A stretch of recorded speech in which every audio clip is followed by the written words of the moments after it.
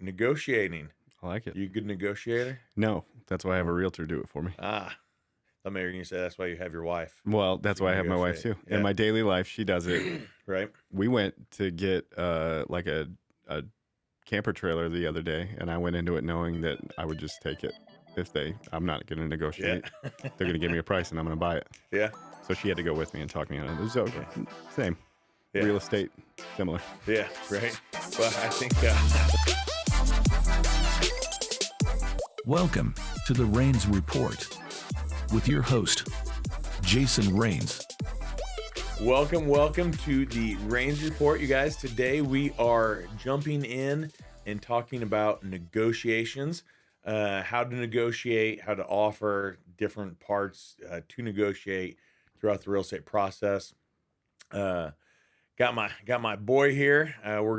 He's gonna throw some questions at me, give his take on negotiations as well. Obviously, if it's your first time listening to the podcast, welcome. Once you go ahead and click that subscribe button, you guys, we're on all the podcast channels.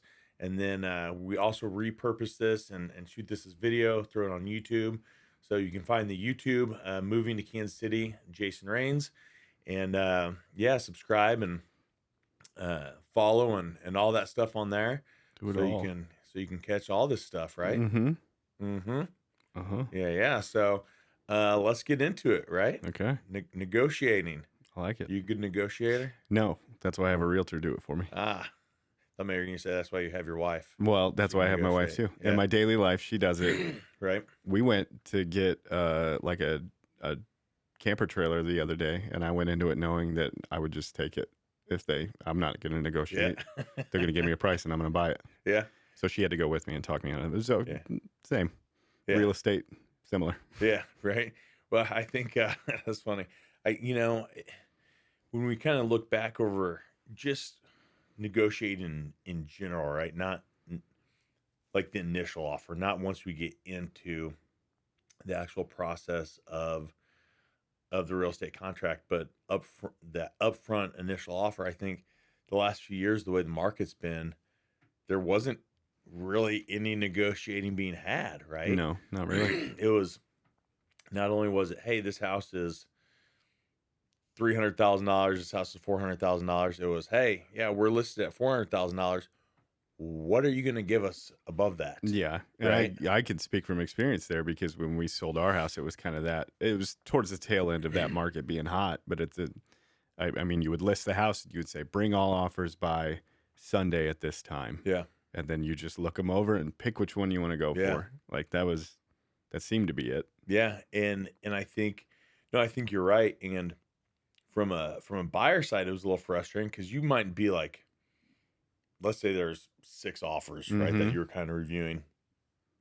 I mean, depending on the house and depending on what point in time we're talking about, I mean, there are some houses I was getting 24 offers on. Yeah. Right. So that took some time to go through and figure out which one to accept. But let's say there was half a dozen offers and, there's 2 pretty close. It seemed like for my buyers, we weren't even getting a chance to change anything. Yeah. Right. Like, let's say our offer is really close to somebody else's. They're just like, nope, we're going to take the other one because we like this and this better. Yeah.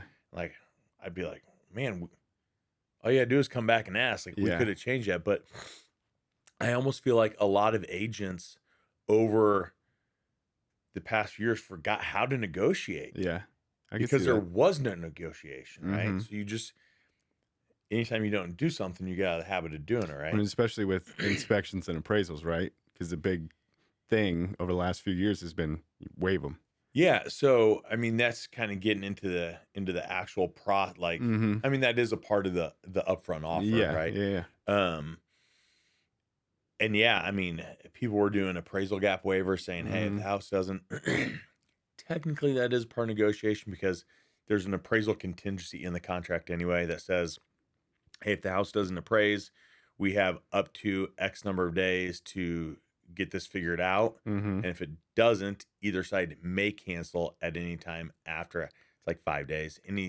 Either side may cancel, doesn't automatically cancel, Yeah. may cancel after that time period, right? So let's say you're under contract for 400,000 and the appraisal comes in at 350, Yeah. right?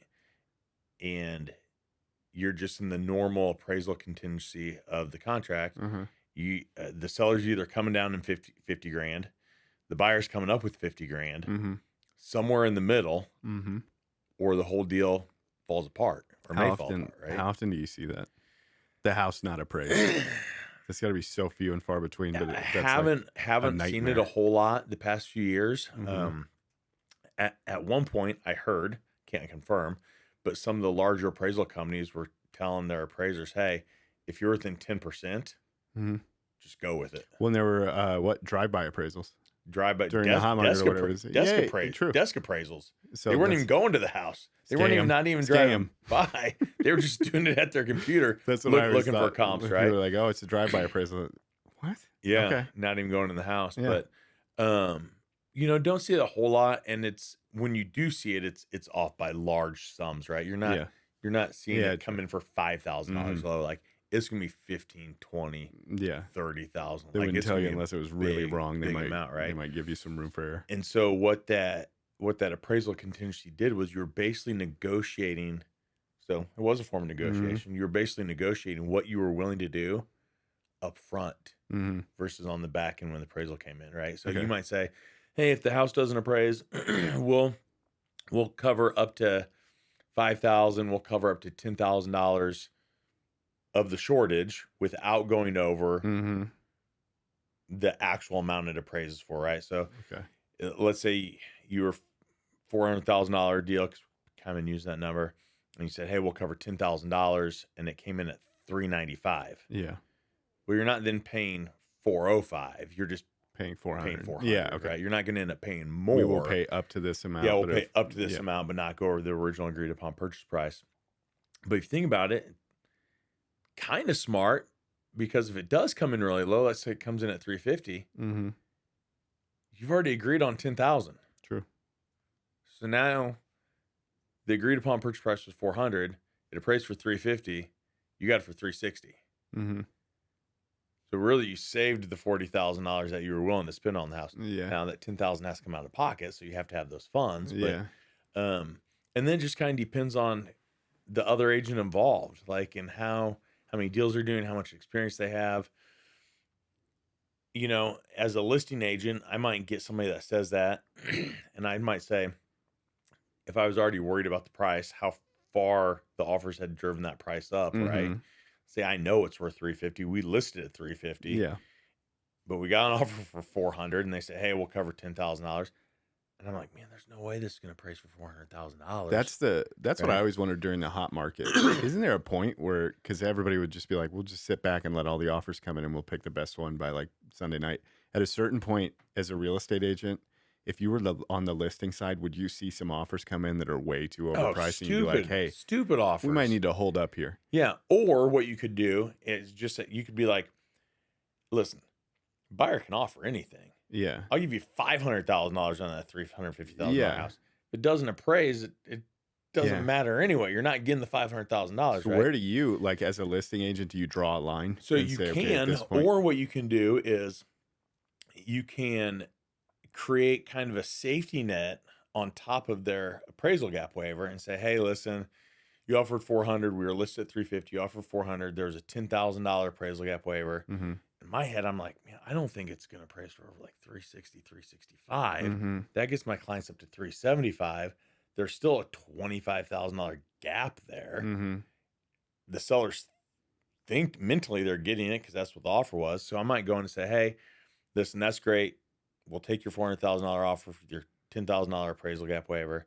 But if it doesn't appraise for at least X, 370, 375, whatever, your appraisal gap waiver is void, and we fall back to the normal appraisal contingency already in the contract, Okay.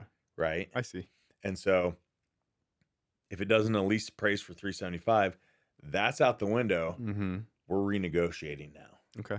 right? Versus being locked into a low Yeah. appraisal. So that's part of the negotiation It's process. just all And part of the negotiation. explain the negotiation process a little bit, because this is all handled through, because for the average Joe that hasn't sold or bought a house yet, you would think that they're the ones like dictating everything, having those conversations, but it's not, right? Well, Talk about your I job mean, as a real estate agent. ultimately, it is up to the Yeah, seller and the buyer but the what they communication is agree always to. between the The agents, right? communication is always between the agents. Yeah. So Yep. again, there has to be Yeah. communication, which again, be surprised. Sometimes you can't even get a hold of a listing Yeah. agent. So then what happened? Like, Yeah. what do you do then? If you can't get a hold of them, It- there's not much negotiation going on, yeah, right? that's true. So, I was showing houses to a new client yesterday, and we were looking at some townhomes, and they're like, "Well, what do you think it's worth?" And I'm like, well, I have to really dive into comps. It's listed at 215. The it was like a 2-bedroom townhouse in Lee Summit. It's listed at 215. The value looks to be about 220 to 225. Mm-hmm. So initially it looks pretty good. A little outdated, a lot outdated, but it had some cosmetic things wrong with it that need fixed. Nothing crazy though. Yeah. And when I said, let me reach out to the agent, I always like starting reaching out to the agent, seeing when they're planning on going over offers. Do they have a set deadline? Hey, we're going to review offers. We're not going to review offers until this time, in a couple days or whatever. Mm-hmm. See what's important to the seller. Hey, when are they looking to move? Right. So you kind of, you do all that homework and get as much information as you can on the front end so that when you put your offer together, it's already more appealing to the seller. Yeah. Right. And if you do that, there's really less negotiation involved because you're basically just putting together the strongest offer on the front end, Mm-hmm. right? So, this one particular, the agent was like, oh, they want to move as soon as possible.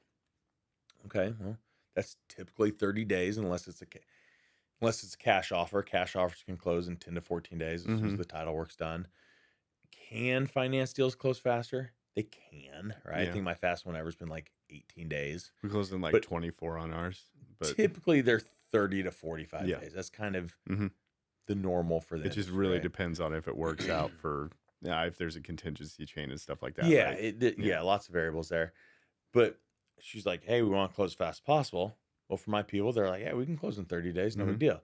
Well, had we just put 45 days in, Mm-hmm. they might have negotiated that back down to 30. Yeah, So we that wiped makes out sense. that whole portion of the negotiation because my people can buy whenever Mm-hmm. and they want to close fast. So let's just go ahead and agree upon that at the beginning and just put 30 because we know that's what they're going to want anyway, right? Yeah. So there are ways based on that initial communication to have less of a need to negotiate, Yeah. if that makes sense, Yeah. right?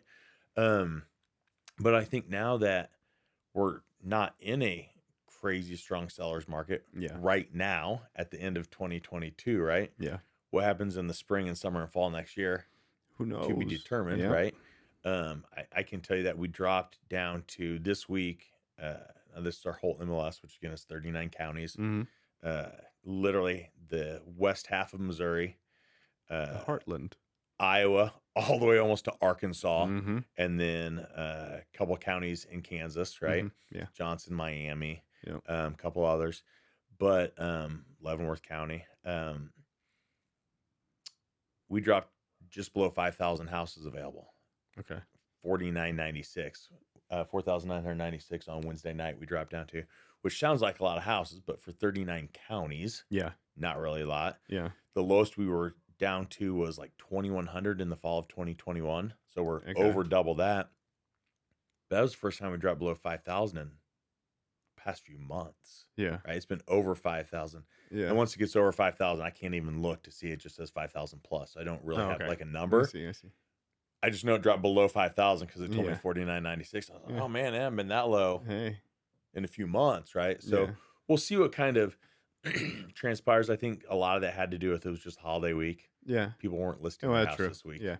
Like Makes sense. houses weren't. We were seeing like 20 houses a day come on the market, which Yep. is nothing. Yeah. Right. No, that's very true. But yeah, so we're kind of getting away from that super strong sellers market, and it's become a little more level playing field, Uh-huh. which creates, depending on the house and the desirability of it and the location of it, Uh-huh. creates a little more opportunity to negotiate on the front end, right? So what my question now, because it's something I've seen every now and then, but now that it's becoming more of a buyer side negotiation, what physical things do you see negotiated in the contract, like more than any others, where it's like you have to fix this? Um, repair wise, it's just going to depend on the property Yeah. itself. I Yeah. mean, what kind of condition is the house in, True. right? Yeah. Which that's why you do inspections, Yeah. right? Yeah. Do your inspections, go through and pick out your top things that you Yeah. want fixed and ask for them. They're going to come back and be like, we'll fix 1, 2, Mm-hmm. 9, and 10, but we're not going to fix 3, 4, 5, Yeah. 6, and 7, right? Do you Or start whatever. seeing a lot of like carpet, paint? I think what I'm seeing most right now is before we even get to that part, buyers asking for closing costs Okay. in the initial offer, right? Okay. Which we weren't even seeing for Mm-hmm. the past few years. Like it wasn't, if you put closing costs in, you just weren't getting Yeah. the house. Ours, Like, we did an allowance, a carpet allowance, yeah, you do carpet allowance. because ours was terrible. Yeah.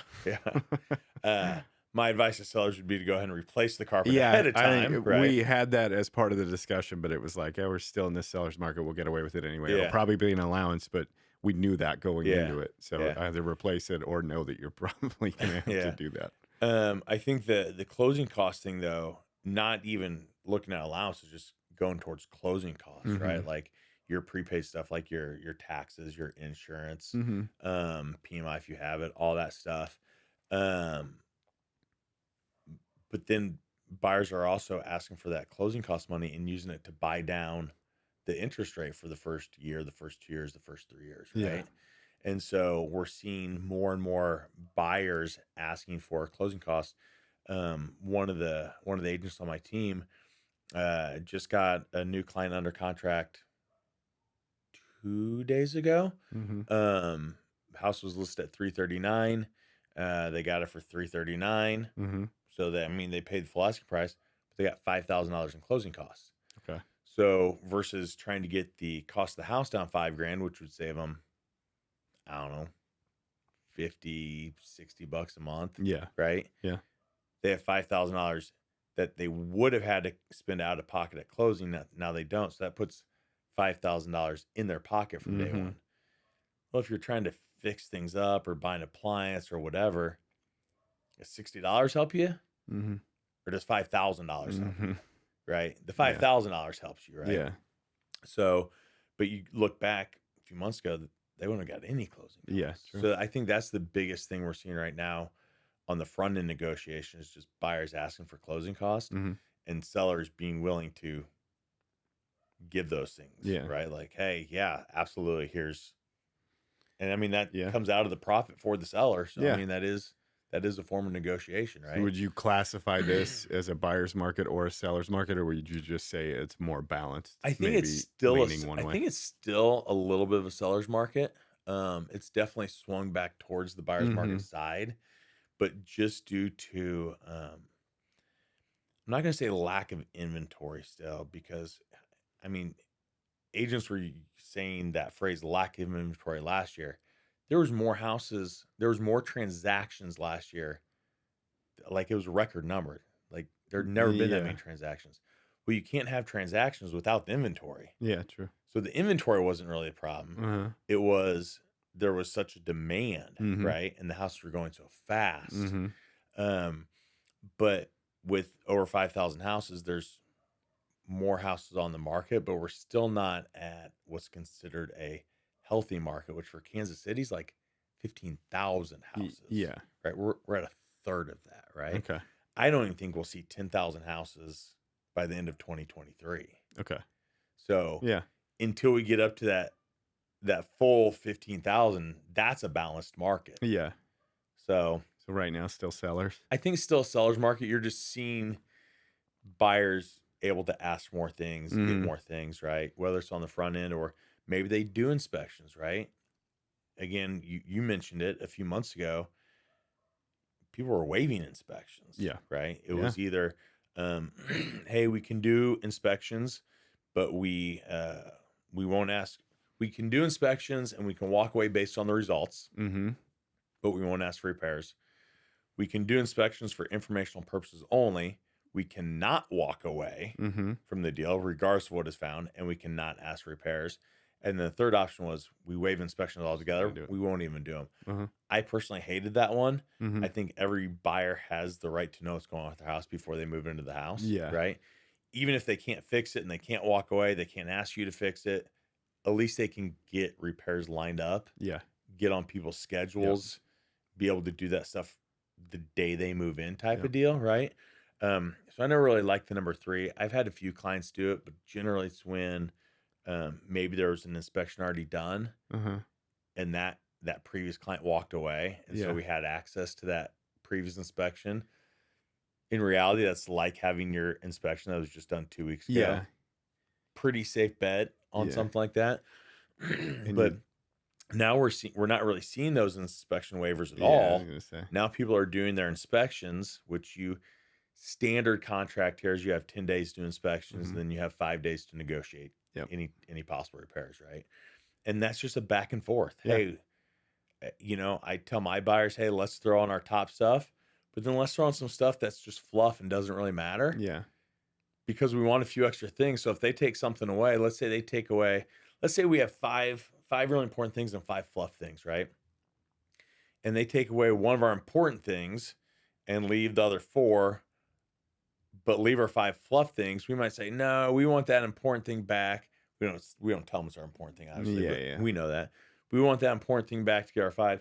And we'll drop off like these 3 fluff things or these 4 fluff, right? So you have some back and forth. Yeah. It's kind of similar to, I always tell my sellers, hey, on the seller's disclosure, say the refrigerator's not stained, right? Because the seller's disclosure, you list out what stays and what goes. I always tell my sellers, mark not stained on the refrigerator. We can use that. We can use that for our negotiation later on. If they want X, Y, Z done, hey, we'll do Y and Z, not X, but we'll leave the fridge. Mhm. Like if you want the fridge, right? Like you can work that stuff into your Yeah. negotiation later on. Versus if you tell them it's stained from the beginning, Mhm. that's out. Yeah. You don't have that to negotiate with later on. Yeah. So it's all back and forth. But Yeah. we are definitely seeing more negotiations now than we have in a Yeah. couple of years. And are you still seeing the waiver? Because mine was a waiver number 1 or whatever it was, where it's just we're going to do the inspections and we can walk away, but we won't ask for anything. Yeah. Are you still seeing those and maybe not the other Not 2? as much even as that. Again, depends on the house, right? The longer the house sits on the market, which we are seeing houses sit on the market longer. The longer the house sits on the market, the less sellers are seen and the more they're being asked for, Yeah. right? Because there's not competition, Yeah. right? And if there's no competition, why are we giving everything away from the buy side up front? Yeah. True. Let's make our offer. Let's let them come back and say what they want. Mm-hmm. And then we can kind of go do the back and forth thing from there. Yeah. Versus, again, earlier in 2022 and 2021, it was just like, hey, here's everything we're willing to give you. Yeah. Please take it. So you'd say that was a strong seller's market, and this Insanely is just strong more of seller's a. market. It's still a seller's market, Little bit. but starting to become. Yeah. And I say still a Until- seller's market because you're still seeing full price offers. I was gonna say you're You're still seeing full priced offers, and you could probably look at a house or go to a listing presentation where you're going to have somebody's house listed and say, "I can get this house sold. I know I can." Yeah. Like Again, whereas before it might be, depends on location. Yeah. I think that's the biggest thing, right? yeah, Different parts of the city are selling faster than other Yeah. parts of the city. So different suburbs, even different neighborhoods, right? That townhouse that I mentioned a few can I minutes guess where ago. that was? You can guess. You listed how much? I didn't list it, but I showed it. Oh, is it- 215 townhouse. Lee Summit. Was it Lakewood, like Lakewood area, Negative. west of 470? No, where was it? Arbor Walk. Oh, down in South Lee cool. Summit. Yeah, so one of like the old, So- one, like old style. Yeah, I mean, place it's built looks in kinda cool. 2000. Yeah, but they make it look 2003. old. Yeah, it had and vinyl siding fun. and a brick front. And, I like yeah. So down just north of 150 highway off Yeah. Ward Road. It's a good area. But you go to look at comps for the townhouses mm-hmm. in the past 6 months, there's 2. Yeah. They just don't come on the market. Yeah. Like they just don't, right? They don't move that often. Yeah. The other couple we looked at were in the 185 to 195 price point, and those were North Lee Summit. So Okay.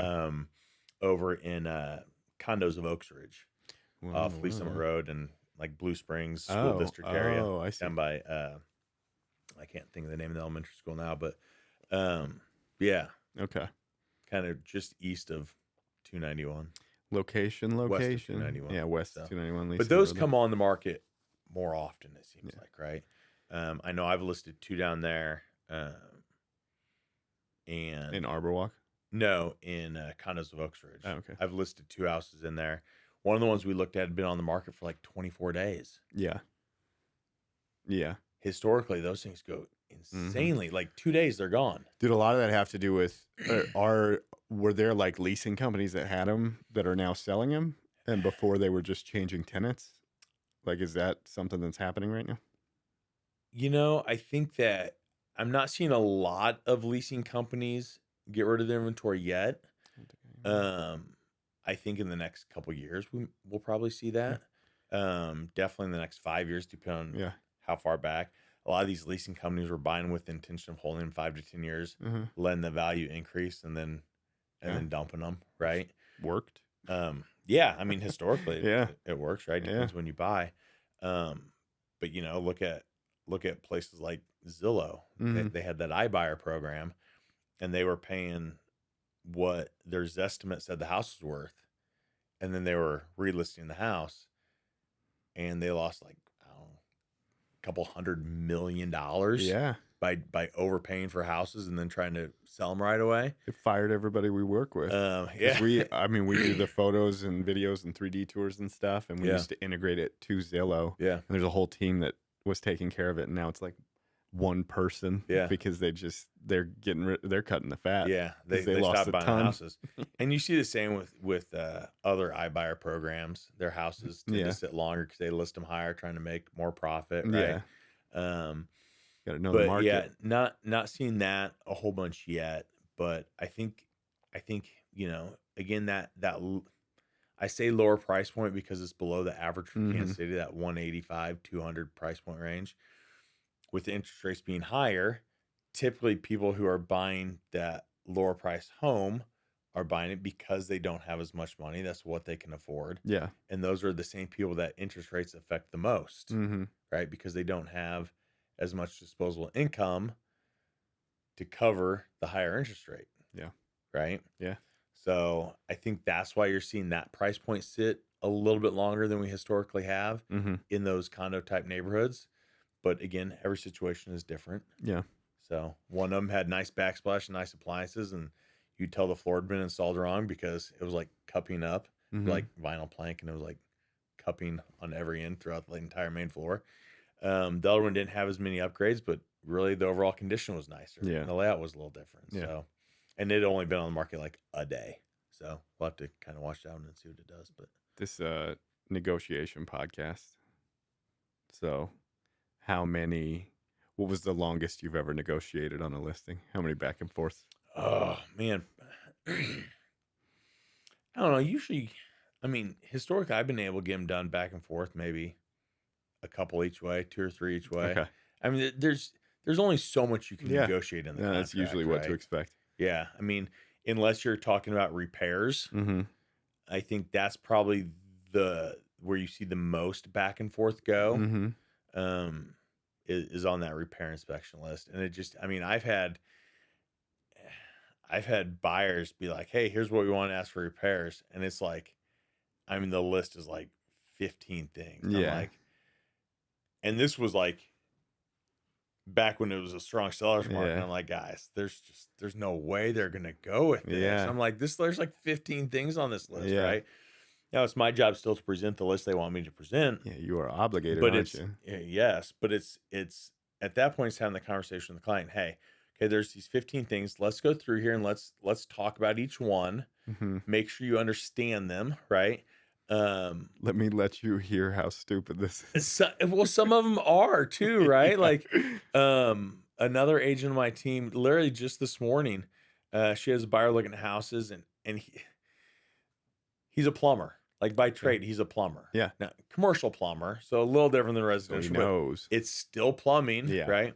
And he's looking under these sinks and these houses, and he's like, "That's illegal. That's illegal." And she's telling me this story secondhand, right? Yeah. I'm like, well, hold up. First of all, it's not illegal. It's not No, against you're the not gonna get arrested. law, Yeah. right? No laws That's a were felony. broken, right?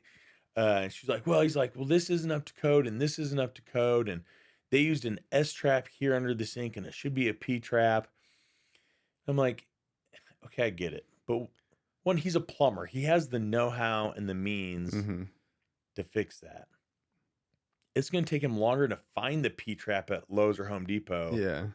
than it is to actually install it. Who pees in a sink Once anyway? I know, right? Who does Pee that, trap. right? Come on, guy. Like, it's going to take him longer to find the part than it is to fix it. Yeah. It's a $2 part. It's Well, 5 minutes to fix it. That's like, weird for what are we somebody that talking about? specializes in that, because like if I had a carpenter's mind walking into a house, I would see things, of course, but I Yeah. would just be like, I can fix that. I can fix Yeah. that, I can fix Instead that. of Well, that's I think illegal. it's more. I think in his mind, it's more of, well, if this is that wrong, Yeah, and this true, is a flipped true. house, what else did they cut Yeah. corners on? I don't know about And this electrical. They is- probably This isn't up to code, right? yeah. And what you have to remember, especially in pre-existing homes, resale homes, when was the house built? International Residential Code in 1980 is different than International Yeah. Residential Code in 2022. For sure. It's not the same code, right? And your house built in 1980 is never going to be up to today's standard code. No. And you can't expect it to be. It Mhm. wasn't, those weren't the standards when it was built, right? Mm-hmm. Sure, you can retrofit some stuff and upgrade some stuff, but don't have the expectation that the entire house is going to be brought up to code because you're buying it, Yeah. right? Like, that's not a valid expectation. If that's your expectation, go buy a new house. Yeah. The That's- paint that's the is only way it's probably gonna not be up to lead based anymore, and that's That's it. pre-1978, right? You see those disclosures. Yeah. But, so go through the entire list, Mm-hmm. make sure that my buyers understand, hey, like, guys, this is like it's a $10 repair, Mm-hmm. right? Like, I have a plumber, I have an electrician, recommended electrician, I have a recommended plumbing company, Mm-hmm. I have a recommended guy that does renovations, like, I have a recommended roofing company, Yeah. whatever it is, right? Hey, like, I have people that can fix this stuff. Hey, this isn't that big of a deal, or this is probably a $50 fix. Hey, this one's probably going to be a few thousand. We should maybe leave that one on there. That's Yeah. kind of a big deal, right? Hey, this is termites. That's minimum $400, Yeah. depending on which company you go with, right? Like, Yeah. are we going to like the cheapest guy that charges like $400, or do we Yeah. want, maybe somebody that does a little better and it's $600, Yeah. right? Or there was radon, right? We needed mitigation. We had system. radon there's, mitigation. There's $800, right? Yep. 800-900. Again, depending who you use. I'm sure there's Yeah. companies out there that charge more than that, Sure. but you can get done for $800. Mm-hmm. So you're just going through there and being like, okay, which ones are really important? I'm going to present the list that you sent me, Mm-hmm. but I need to know ahead of time what's really important, because when that agent calls me and is like, there's 15 things on this list, are you freaking kidding Mhm. me? Like, we're just, which ones are you guys willing to fix? Like, shoot me a list back and let's get this conversation going a little bit, right? But you also have to remember that the more, even before we get to inspections, the harder you are on the very front end in your initial offer, the less willing they're going to be to make repairs on the back end, because Yep. man, you already hammered them on the front end and got costs down and closing costs up and Yeah. all that stuff. Yeah. Any repairs later on, that's even more money out of pocket. Mhm. They just might be like, screw it, we can get a better deal than this. And they Yeah. might just go back on market, right? Yep. And And I think that the main thing about negotiating is you want everyone to feel like they're winning, Yeah. right? Yeah. No one, having one side be the winner and one side be the loser never really benefits anybody, right? No, it doesn't. So how can we make both sides feel like they're winning in this situation so that Mhm. everyone stays happy, right? I like to give choices, right? Hey, we're thinking this or this. Yeah. Which works better for you guys, right? Yeah. They don't know. We're fine with either of them. Yeah. We don't really care. Yeah. They both work for us. But if we present them with an A/B option, it makes them feel like they're in control. Yeah. Right. So now they feel like they're quote unquote driving the bus, right? Mhm. They're in control. they're picking which option works best for them. They both work for us. It didn't Yeah. matter, right? We could have cared less, but it makes them feel like they're in control of the situation. Everybody likes to feel like they're in control, Mm-hmm. right? So something else you can do too. If it doesn't really matter, come up with 2 or 3 options. Let the other side pick to make them feel like they're in control of the situation. Yeah. Right. I like that. So Smart. yeah. So what you're saying is you negotiate with other realtors. You also negotiate with your clients, because if they have too much stuff to send over to your A job to little talk them down bit. from that ledge. I don't know. I wouldn't say it's necessarily negotiation, just having the conversation. It's just more, right? yeah. Hey, and educating them. Yeah. Right? Yeah. That sounds better. Yeah. We educate That our does sound clients, better. I like right? that. Yeah. Not negotiate with you. our clients, right? I think the only time you really negotiate with your client is on the very front end when you're first starting to List work price. with them, right? Yeah. Negotiating, well, not even list price, because technically it's always up to the client. Yeah, true. It's always, I mean, they could be like, yeah, we want $400,000. I had a past client, a couple weeks ago. I reached out. I was like, hey guys, sent you a couple new listings, and he was like, yeah, we're only moving a few sellers for 500,000. It's worth 350. Ooh. Right? And he knows it's worth 350. I'm like, well, Yeah.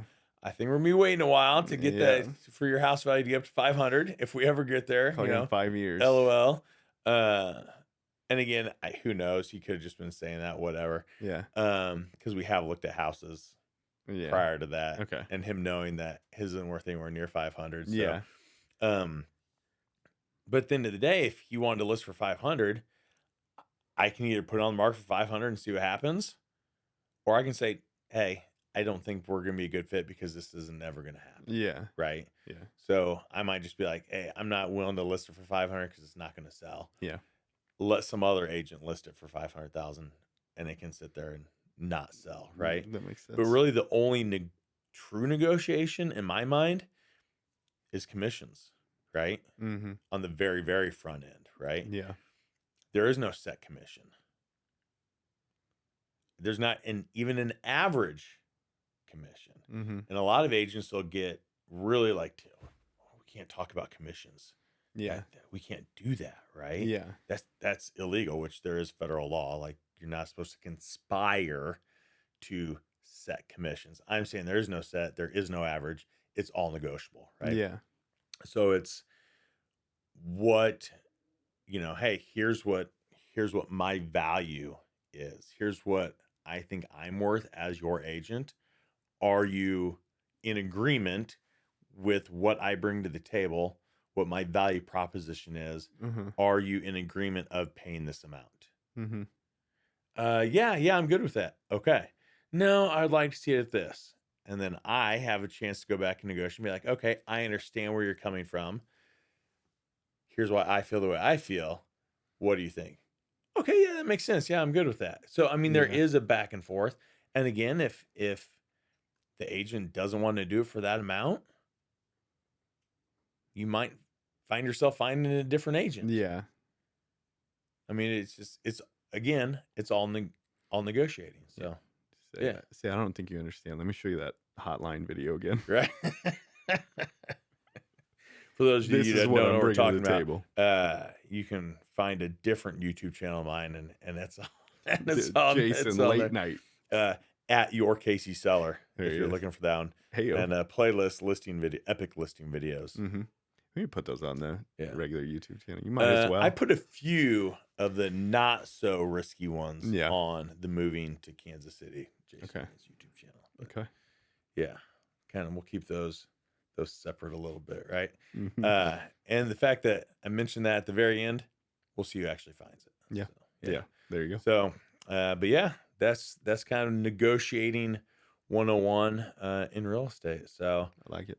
hopefully you guys found this info helpful, and remember to go back and follow the podcast, subscribe to it. If you've seen this on YouTube, subscribe and click the notification bell and do all that jazz. And if you guys have any questions whatsoever, buying or selling, definitely reach out to me. All my contact information is either on podcast or YouTube, and would love to help you out when moving to Kansas City. So here we go, guys. Until next time, have a good day. Bye.